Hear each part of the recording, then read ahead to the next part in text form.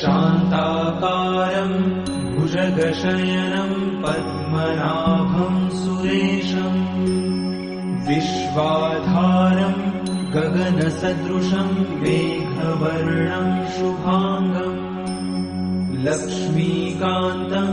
कमलनयनं योगिभिर्ध्यानगम्यम्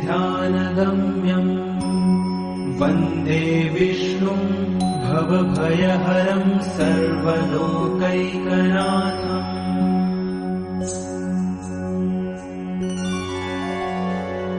शान्ताकारं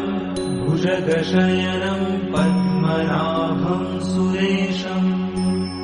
विश्वाधारं गगनसदृशं मेघवर्णं शुभांगम् लक्ष्मीकान्तं कमलनयनं योगिभिर्ध्यानगम्यम् वन्दे विष्णुं भवभयहरं सर्वलोकैकनाथम्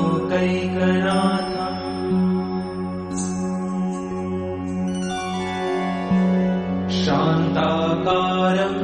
भुजगशयनं पद्मनाभं सुरेशम् विश्वाधारं गगनसदृशं मेघवर्णं शुभांगम् लक्ष्मीकान्तं कमलनयनं योगिभिर्ध्यानगम्यम् वन्दे विष्णुं भवभयहरं सर्वलोकैकनाथम्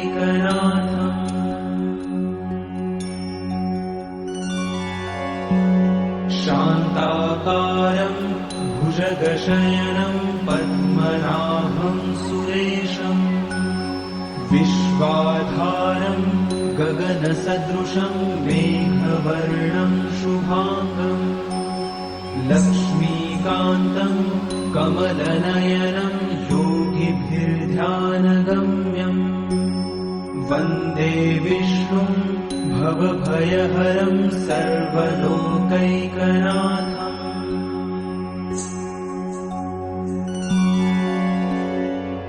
शान्ताकारं भुजगशयनं पद्मनाभं सुरेशम् विश्वाधारं गगनसदृशं मेघवर्णं शुभांगम् लक्ष्मीकान्तं कमलनयनं योगिभिर्ध्यानगम्यम् वन्दे विष्णुं भवभयहरं सर्वलोकैकनाथम्